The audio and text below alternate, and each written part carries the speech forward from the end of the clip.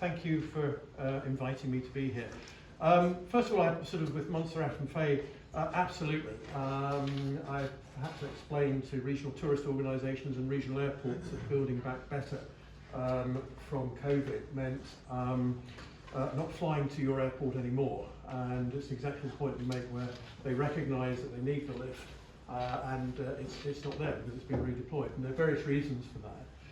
Secondly, your point about economic impact studies brings back to mind lots of those about what happens if the airline goes and how the value is lost all the way through the chain. And there are a lot of other debates that arise.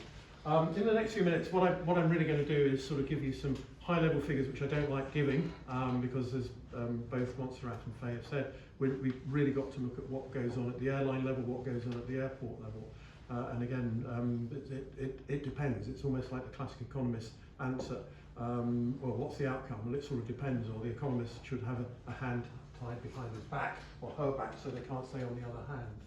So it's quite a simple agenda this morning. What are the current issues and challenges? You've touched upon those in the regional ones. They also feed into at a larger level as well. And it's broadly the economy, it's broadly fuel, it's broadly on the supply side, what is happening with aircraft supply. We look at the demand-related issues, and although we were meant to have seen the peace deal signed today, well, nobody's turning up at Bergenstock to sign it. It is a beautiful location, but nobody's going to do that there. We saw the restrictions, from a UK point of view, being lifted on the ability to travel to the Gulf last night, or at least that's one travel agent told me I could now book to go to the Gulf. So we'll see if that remains in place. And then we've got the structural change that's occurring, and whether that's, as we've seen each time when we've had what I would call an event-related disturbance, an acceleration by another segment, and that's tended to be the low-cost airlines because they have fleet available to put into the market and take share away from others, or when we saw in 2008 at the time of the great financial crisis, when the A380 became available, we saw Emirates in particular and other Gulf carriers put that into the market and take share there. And we touched upon, I was presented here yesterday, and one of the points I made was that after the great financial crisis, it took 8 years for traffic in Europe to recover to what it had been before. We're not seeing that with what we have now, but yeah, there will be traffic effects. I think what we're also seeing is more broadly what people call a K-shaped economy. So it's really depending on your income decile, and you've got different behaviour whether you're in the top part of the K or the lower part of the K, and we'll come back to that because that has significant impacts on what people are able and prepared to pay and the fares that airlines have to charge to get traffic as you're in the bottom part of that income distribution. Or if in the top part of the income distribution, we are seeing some different types, and we're seeing a recognition that passengers are prepared to pay more for economy travel if they get product, or they will demand more. And so you look at what Delta's been saying for many quarters. We are seeing premium cabin revenue exceed coach revenue. So there are lots of bits and pieces, and generalisations are hugely dangerous. I've got some slides at the back in an appendix which relate to a presentation I put together 20 years ago called Event-Related Disturbance. And it was built on what airlines did after the 9/11, after the Gulf Wars and everything else. And it's exactly the same. You stop, you conserve cash, cut back on cost, and then you begin to cut services. For some, this time around, as before, we'll try and use it as a catalyst for broader change, which we haven't seen. We just have to see. Fuel price, I think oil was about $78 as I was driven around today. Let's see what happens. The real thing that's been explained to me, and there's a very good article in the Financial Times yesterday, was it's all the empty tankers in the Gulf of Oman that have to get through the Straits of Hormuz and then be refilled and come back out. And there's a view that we're not going to see oil production come back to what it was before the end of February until the end of this year. Then you've got all the refining issues of refining capacity that's come out, and yes, we've seen different flows. Certainly in the UK, we're taking more fuel from North America. So that's one of the issues. Production problems for aircraft, yes, 4,400 airplanes short. That's an Airbus figure, and I have no reason to doubt that. And 1,200 wide bodies lower than forecast. What does that mean? First, it means we've had an economic impact, and we saw it come from COVID. That yes, as you were saying, traffic came back extremely strongly, and we could really foresee that it was going to be friends and family would come back first. And certainly in the US, we saw a lot of transborder into Mexico and Latin America came back very strongly first. And then we saw leisure traffic, and people had a bit more money, they were prepared to pay more, and there was less capacity. And capacity, the rules of economics apply to the aviation industry just as to any others, and I remind people this from time to time, which sounds terribly smug on my part, but there we go. Economic concerns again, are we overstating it? I don't think so, and I'll come back and I'll show you some data on that later. But again, the K-shape, I think we want to keep in our mind, and if you put into Google or some AI platform how many K-shaped economies are, and the answer is basically a lot. And again, it's all about income, and it's about what, how that will develop in the future. And there are threats to the upper part of, if you like, the K line. And one of those is clearly the stock market, and whether we're going to see an AI bubble burst, which everybody's saying we're not at the moment. And the other one in stock market terms, I think, is the private credit market, where you're seeing private lending instead of bank lending, and some people suggest that that may have an impact greater than the subprime issues that we saw to trigger the great financial crisis.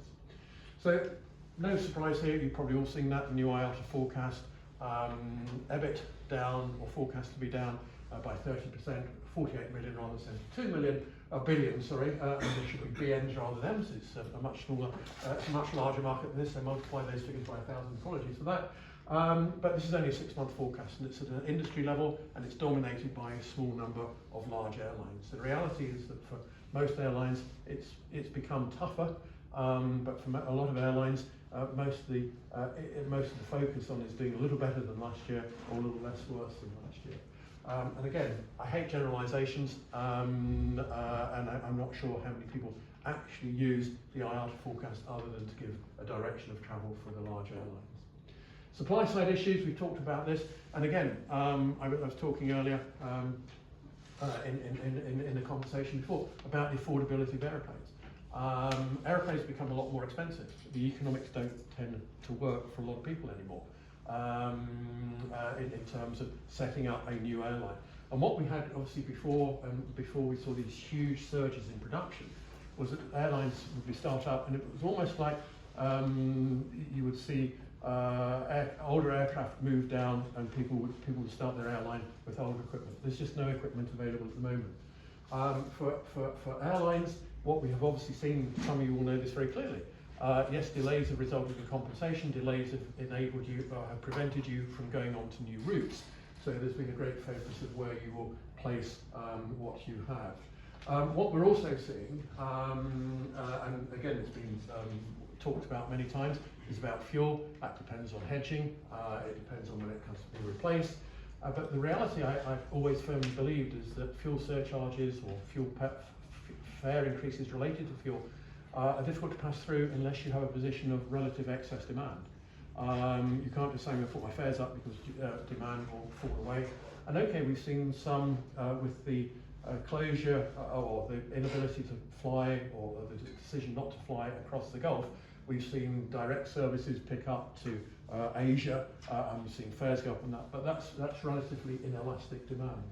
What, and I think is a real issue here, is where we see administered prices, and that's whether it's ANSP, whether it's airports or whatever, where, and this has been brought very much to the fore at the IATA AGM with Willie Walsh saying, talking about Heathrow. Again, obviously we saw a lot of papers come out from the DfT yesterday for the new expansion policy statement for Heathrow, which I must admit I'm still getting through. But the real debate here at the moment, it's the same anywhere, is that any new capacity that has to come on has to be fit for purpose, and it has to be affordable. You've touched on the shortage of pilots. I see it slightly being relieved by the equipment delays at the moment, but that's only short term. It's been an issue for years and years and years.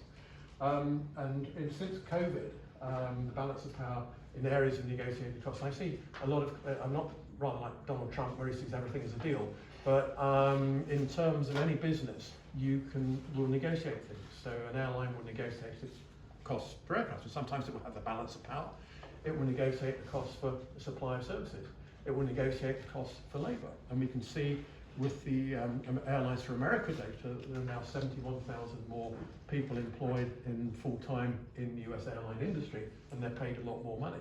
And it's always the case, as almost that labour gets hit in the downturn, it comes back, it's suddenly power becomes exerted, and you will all know this around the table.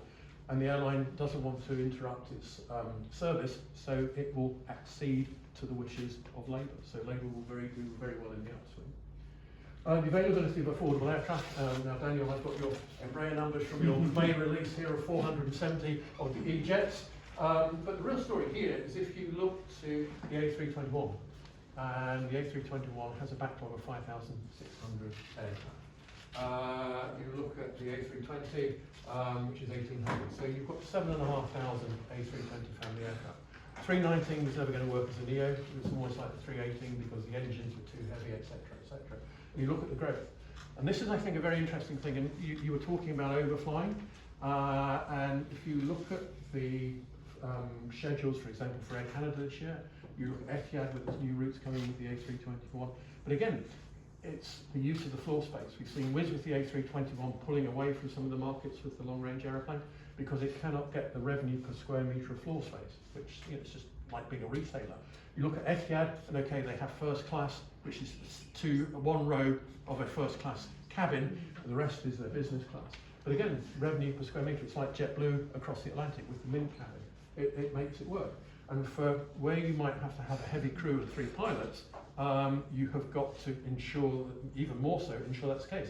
And when we flew on JetBlue, I was slightly surprised when we'd taken off out of Boston, and one pilot came out of the cabin and went to his Mint cabin and slept for most of the way across the Atlantic. But I understand that's the US rules for cross-border flying. So, but that's $1 million of cost per aeroplane per year up front. So you've got to make sure the revenue's right. So I say it's about the rules of economics apply to airlines just as anybody else. You know. So anyway, oil and fuel price, you're all very familiar with this. This is the IATA chart. Goodness knows what's happened. So it's about 77 now. The crack spread, let's see what happens to it. Obviously, we've seen refining capacity in the Gulf being taken out to provide jet fuel. Some people say it might take 5 years to bring that back on. We're seeing more produced in Singapore. Looking at the EIA stocks, it's obviously stocks, how you refill them, empty tankers coming in and coming out. So if we look at it, the fundamental rule of thumb, and there's a very good paper on this by somebody from the European Central Bank the other week, just to bring it all together. For each 10% increase in the price of oil for 12 months, it puts to about 4.5 percentage points to GDP, brings it down, or 0.3% on inflation. The inflation, in fact, is slightly lagged, but more immediate. The GDP effect can last a couple of years. Now, it's okay if you're growing at 6% a year and you lose, let's say, 0.5% or 1% of GDP. Yes, you'll still see it, but if you're in the UK, or if you're in many countries in Europe, that can turn it from flatlining to almost no growth to being the wrong side of the line. I'm not making any political comments again because this is a day of political change here after the election in Manchester. So we'll wait to see what happens. So, very difficult to see, but it's really just the IATA data annual thing. And what had been happening, in my humble opinion, over the last couple of years or so, is that fuel had been coming down. And I certainly wrote something for airline business saying, oh, well, let's look at the forward fuel curve this about a year ago. It's going to come down to the 60s. Okay? And everyone said, no, it's not. Well, absent geopolitical events, it probably was going to do. But what it was doing, the fall in the fuel price, was offsetting the rises in cost elsewhere. So you've had a change in the economics here as it comes through. Right, next one. Demand-related issues and fundamentals. Well, when I started looking at the industry, which is a very long time ago now, in the 80s, the rule of thumb was that traffic tended to grow about twice the rate of real GDP. It wasn't really a causal relationship, it was more a stated relationship that went back where you look back over time. That has come much closer, and we can look at the money value GDP where it's about 0.92%, or you can look at it at real GDP where it tends in a mature market to grow at the rate of GDP. So again, very simple economics. Well, demand's a function of capacity because capacity sets price, and it's a function of economic activity. And as I was saying before, what we saw after COVID was you had this huge demand, latent demand which was released, was prepared to pay more in particularly in leisure travel. We saw constraint supply and fares went up, and there was an expectation in some quarters that we were entering a new golden age for the airline industry. Well, we haven't, and as we moved away from that recovery from COVID, economic factors began to come in more, and as we were starting this year, you were looking, again, different markets, different world. You look at India still growing strongly, you look at Southeast Asia, or parts of Southeast Asia still growing strongly, but Northern Europe is low growth, flatlining growth, and not particularly exciting, other than one or two countries. Poland stands out, and we can often include Poland in Northern Europe. So again, what we're seeing is a general expectation for 27 that airline revenue will bounce back. I don't know what the piece is going to look like. Yes, let's see, and I've got a slide in a minute that shows what's going on in the Gulf. This is just from Flight Radar 24, and it's from last week. So Emirates was about 85% or so. And yes, this was written a couple of days ago. First step was the removal of travel insurance restrictions in the UK. That appears to have happened yesterday. Rebuilding, I think, of the O&D market will take time, and that's the same anywhere. The connecting market will come back, I think, much more quickly. What we've seen in the recent past is the initial benefits for overflight routes down to Southeast Asia. Yes, they've made money from that, but again, you've seen in Cathay's statement, for example, say, yeah, that's fine, we've been able to redeploy capacity that was going to the Gulf elsewhere, but there was a realisation to come back, but there's still uncertainty, and I think you touched on later, one of you touched on later booking markets. We're seeing later booking markets, and what does that mean? That means a cash flow impact for the airlines. It also means that when we get to the lates market, passengers will tend to have the upper hand, because that capacity will need to be sold. The US market, this is from the I-92 data, and on the left-hand side here we have European residents to the US. So yeah, unsurprisingly down, 76% of what it was in 2019, and the market share slowing 32% down from 43. The UK, even more pronounced, 73% of what it was in 2019 in May, and the share down from 42% to 51%. Conversely, more US citizens travelling to Europe and travelling to the UK. So change in the market. What I understand now is that is it the case that more US citizens have passports than ever before, and you're seeing growth in external demand, and it's having a real impact in some domestic tourist locations. So that's what my tourist friends tell me anyway. So how do you feel? Reminds me of Seoul. I'm a great believer. When I was a student, behavioural economics was just coming in as a discipline. And it's very simple. If you believe something is going to happen, you either seek to enhance it or you seek to avoid it. So if you think things are going to get worse, you start acting to avoid the worst case outcome. So in a downturn, you reinforce the downturn. And in an upturn, if you think things are looking to get better, you will jump onto that a little earlier, and it will accelerate the upturn. It's difficult to see from here, but these are all available afterwards. This one here, the black one, this is EU 27. Unfortunately, the UK is not part of the EU. Sorry, I should make that more objective. The UK is no longer part of the UK. Don't forget that, unfortunately. Strike it from the record. Strike it from the tape costers, please. They give me a lot of trouble. But you can see here, it's the black line. That's consumer expectation. But it's still not good. It was reasonably good up to then, and we had COVID, and it's still bad. Actually, we got very excited, and then it came down here. We've got a turning point here, and as an analyst, you're always looking for a turning point. So anything that you look at, when I was an engineering analyst, we used to take a ball bearing company, because ball bearings were fundamentally important for anything engineered products. And if you look to this company called RHP, which is by the railway as you go north into the UK, that was the fundamental one. For the UK now, what do I look at? I've got my Greggs app on my phone. For those who are not in the UK, Greggs is a sort of high street chain where you can get good value food. Greggs is a very good indicator of turning point for the economy. Primark, which is another one, which is clothing, very, very affordable clothing, is another one. In the last 6 months, they have indicated revenue challenges, although Greggs is doing a little bit better now. I think it might be 1 to 3% up on a like-for-like basis. So you're looking at leasing. So consumer confidence has picked up a little bit. Construction actually seems to be quite strong in Europe. This is the GDP forecast as of a few days ago. So here, this is obviously Malta, first of all, Ireland, which has a discontinuity here because it's very strong in 25. Poland, and then we come down here. Italy, Germany, Belgium, Austria, the Netherlands, less than 1%. So any impact we're going to see feeds from fuel, lagged or straight away feeds straight through. So structural changes and consequence. Again, a lot of things I've talked about, so I'm not going to read each of these. But again, aircraft invariants, traffic mix, you look at for that. You look at the London airport, and again, this is around the Heathrow debate, which has come to the fore. So watch a lot of comment coming into that.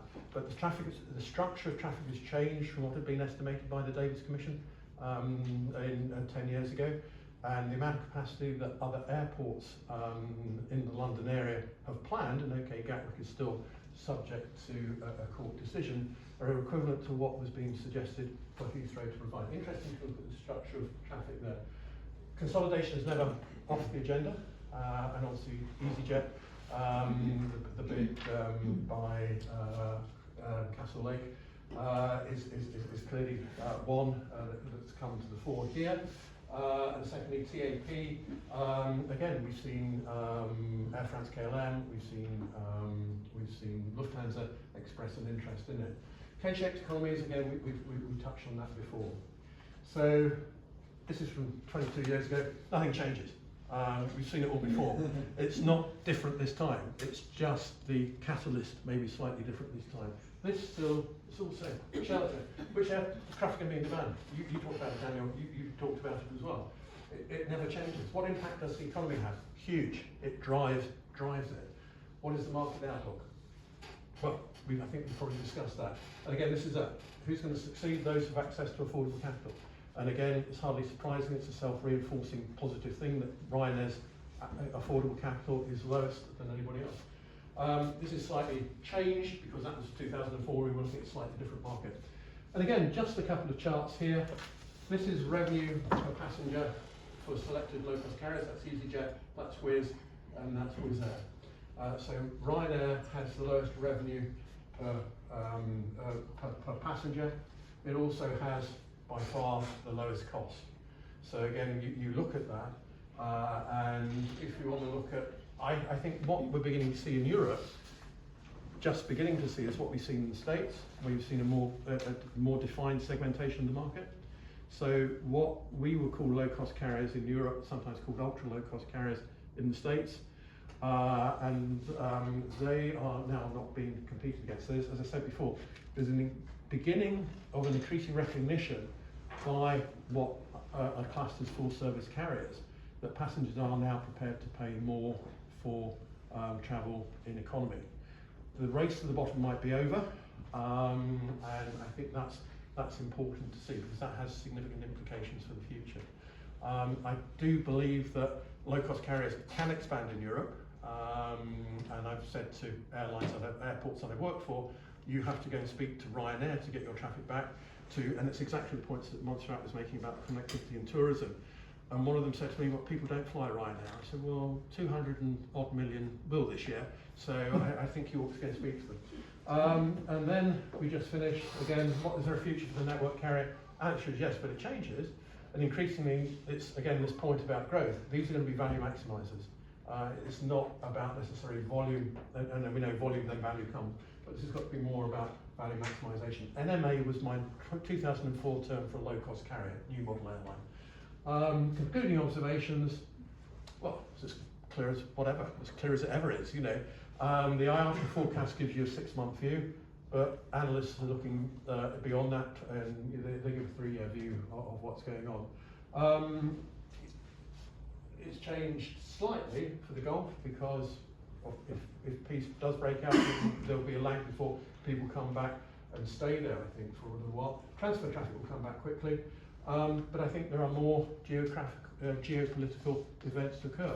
And in stock market terms, I'm not making any forecasts whatsoever because I'm not allowed to do so, but on my watch list are these 2 issues about the private credit market and the tech boom perhaps bursting or setting back sometime. But at the moment, it's a fair wind. The fair wind is driving the top part of that K-curve, but for those who are in the bottom part of that K-curve, I fear life is going to get more difficult. And with that, that's me. Thank you.